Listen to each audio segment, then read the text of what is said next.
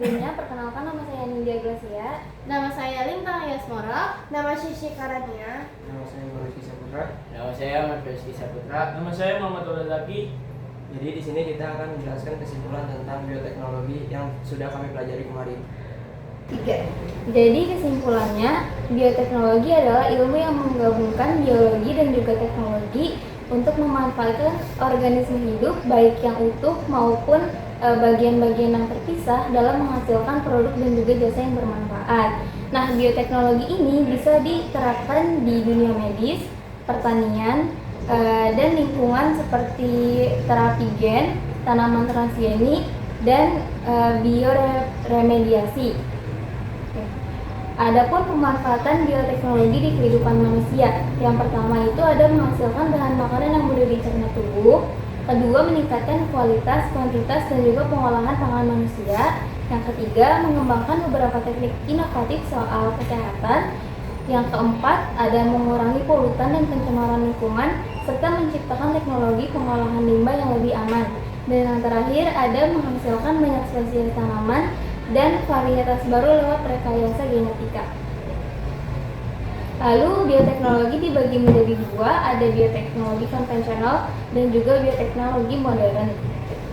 Nah, jadi bioteknologi konvensional adalah bioteknologi yang memanfaatkan organisme secara langsung untuk menghasilkan produk dan jasa yang bermanfaat bagi manusia.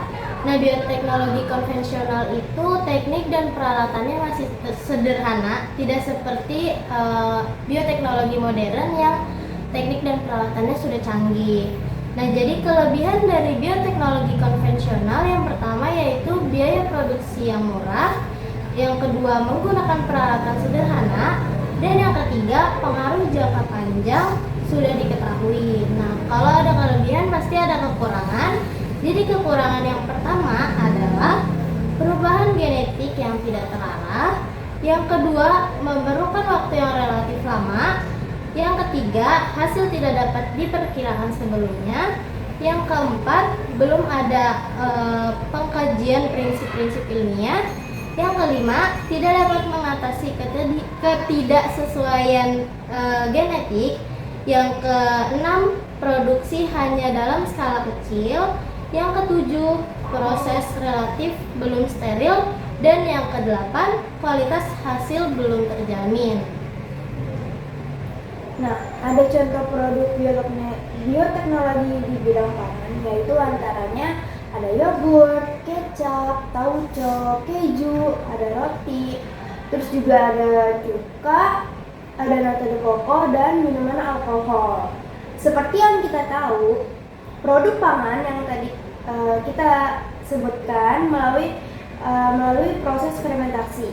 Nah, sementara fermentasi itu sendiri yaitu proses alami ketika mikroorganisme seperti ragi dan bakteri mengubah karbohidrat seperti pati dan gula menjadi alkohol atau asam.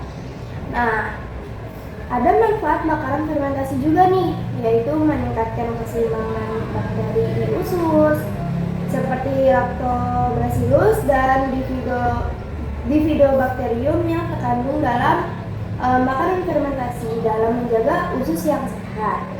Dengan itu, kita dapat mengurangi risiko peradangan, gangguan pencernaan, dan memperkuat sistem kekebalan tubuh serta memfasilitasi penyerapan nutrisi penting seperti vitamin, mineral, dan asam amino. Nah, contoh makanan fermentasi yang mengandung probiotik ada diantaranya itu ada yogurt, ada kombucha, ada natto, cuka apel, ada kimchi, dan tempe.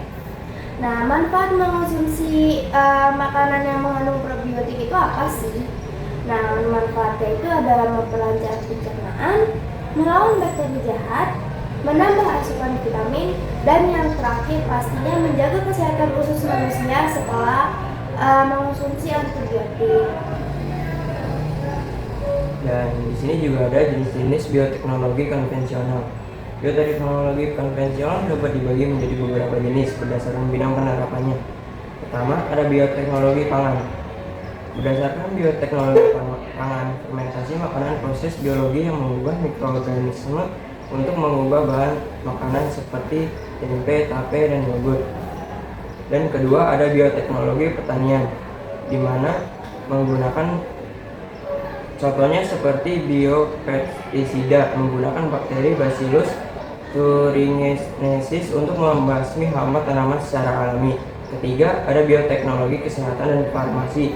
Ini berguna untuk menggunakan virus bakteri untuk menciptakan sebuah antibiotik. Dan keempat ada bioteknologi lingkungan.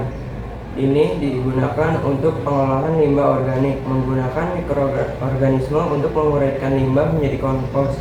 Bioteknologi konvensional ini telah digunakan sejak lama dan masih diterapkan karena lebih alami serta ramah lingkungan. Nah, pengertian oncom ada pengertian oncom khas Sunda asal Indonesia. Makanan ini adalah produk fermentasi yang dilakukan oleh beberapa jenis kapang, mirip dengan pengolahan terhadap tempe. Manfaatnya menjaga kesehatan tulang, menurunkan berat badan, menurunkan kolesterol, menjaga kesehatan pencernaan, mengurangi risiko kanker, meningkatkan kekebalan tubuh, menjaga kesehatan rambut dan kulit, membantu otak dan sistem saraf, meningkatkan metabolisme. Di sini juga ada alat dan bahan yang digunakan untuk pembuatan oncom. Pertama, panci pengukus dan kompor. 2, kain atau saringan. 3, wadah penutup atau toples. 4, pisau atau sendok. 5, isolasi. Bahan-bahan oncom: merah 1, ampas tahu. 2, ragi oncom.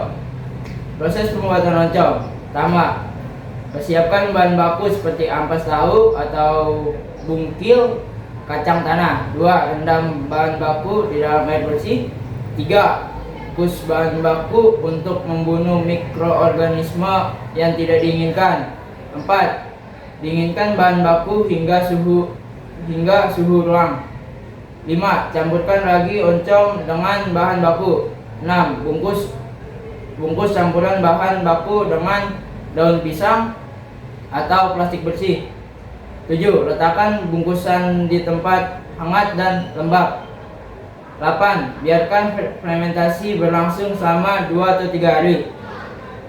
9, periksa perkembangan kampang. 10, potong-potong oncom dan letakkan di atas anyaman. Bumbu hingga agak kering. Ini dia kesimpulan dari bioteknologi yang sudah kami terapkan kemarin. Kurang lebihnya mohon maaf. Wassalamualaikum.